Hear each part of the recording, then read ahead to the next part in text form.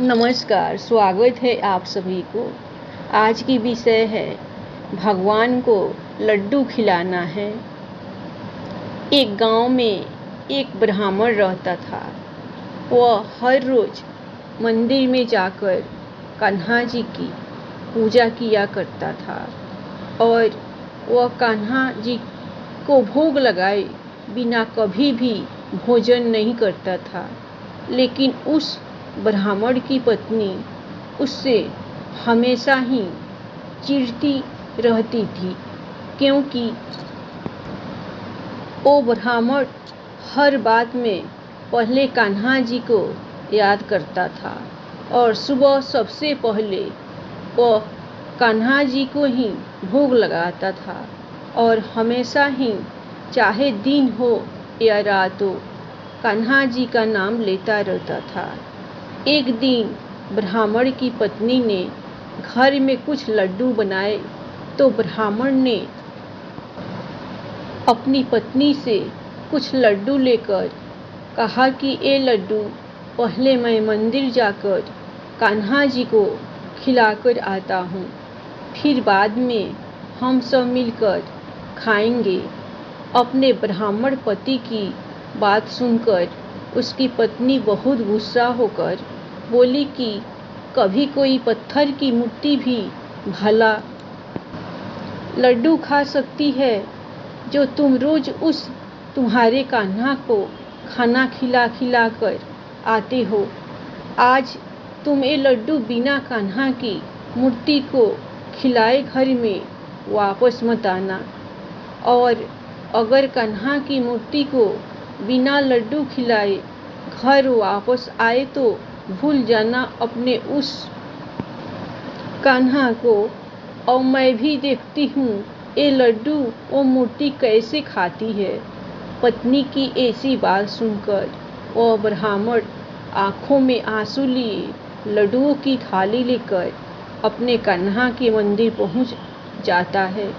मंदिर में पहुंचकर वो कान्हा जी की मूर्ति के आगे लड्डुओं की थाली रखकर रोता हुआ कहता है कि कान्हा, आज तो मेरे सामने ही ये सारे लड्डू खा जाओगे। आज कृपया करके तुम मेरी लाज रख लेना कान्हा जी।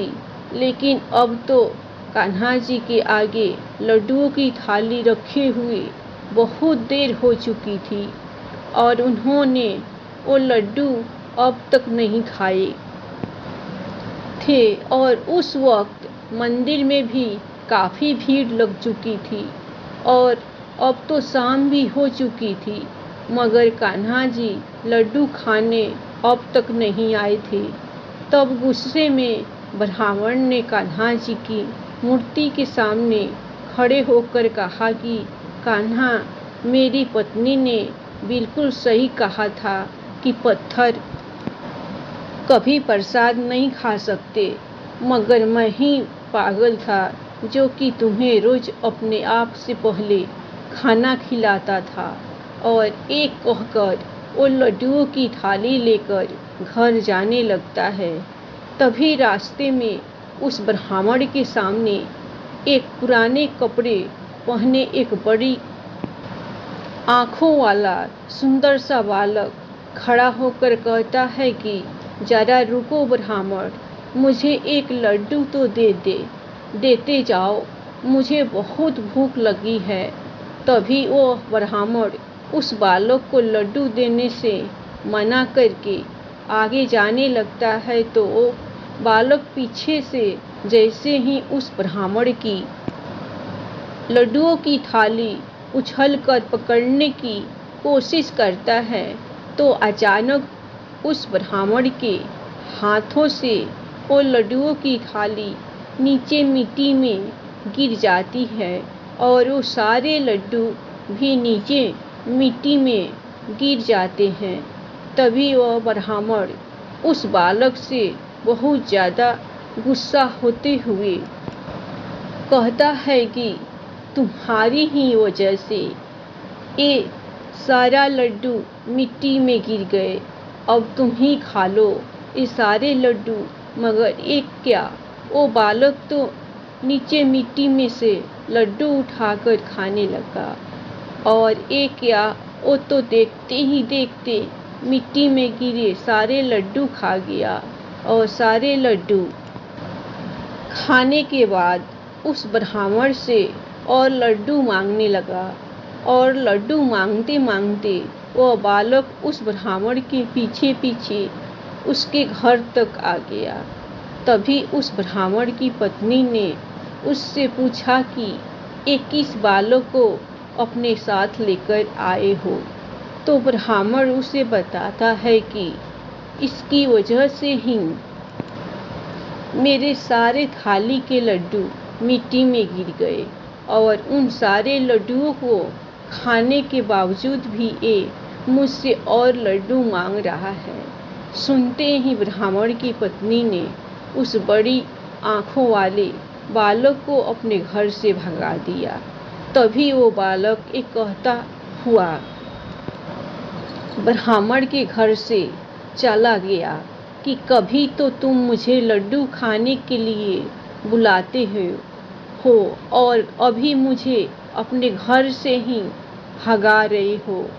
ये सुनते ही ब्राह्मण की पत्नी ने कहा, अरे जाओ यहाँ से तुम, जैसों को भला हम लड्डू खाने क्यों बुलाएंगे।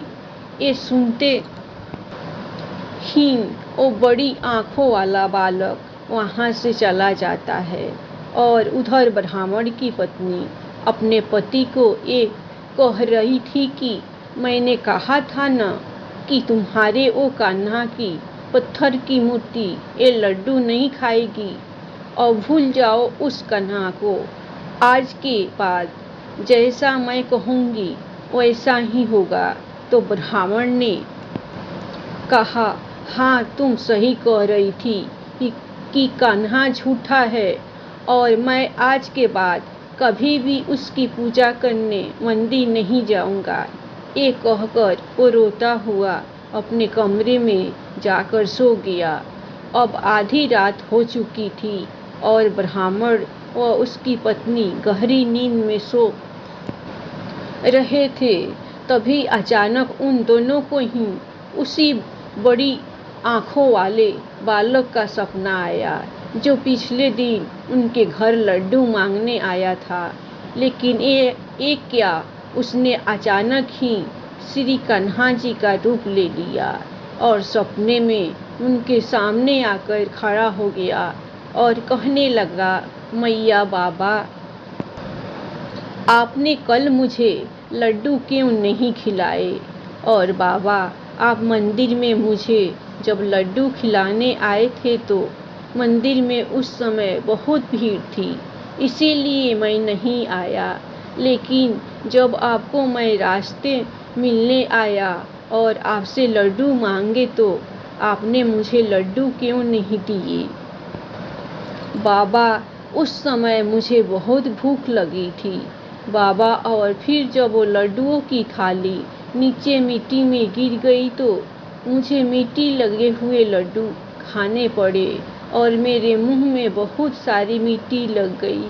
बाबा, कान्हा की ये बात सुनकर ब्राह्मण सपने में बहुत फूट फूट कर रोने लगा और कहने लगा, प्रभु मुझे माफ़ कर दो, मेरी ही वजह से आपको वो मिट्टी लगे हुए लड्डू खाने पड़े और मैं भी कितना मूर्ख हूँ जो कि मैं आपको पहचान नहीं पाया।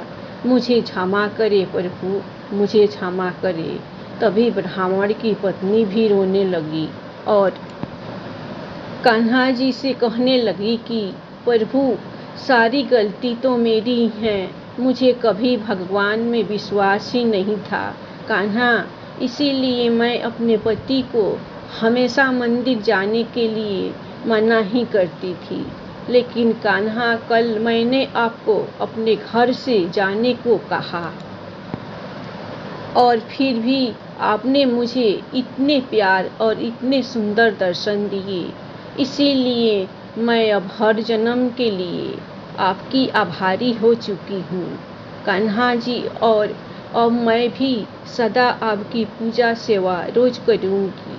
तभी कान्हा जी ने कहा कि तुम दोनों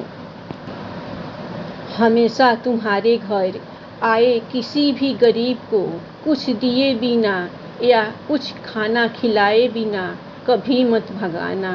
और अगर तुम्हारे पास उस समय कुछ भी न हो तो तुम कभी उसका अपमान मत करना और हमेशा ही गरीबों की भलाई ही करना।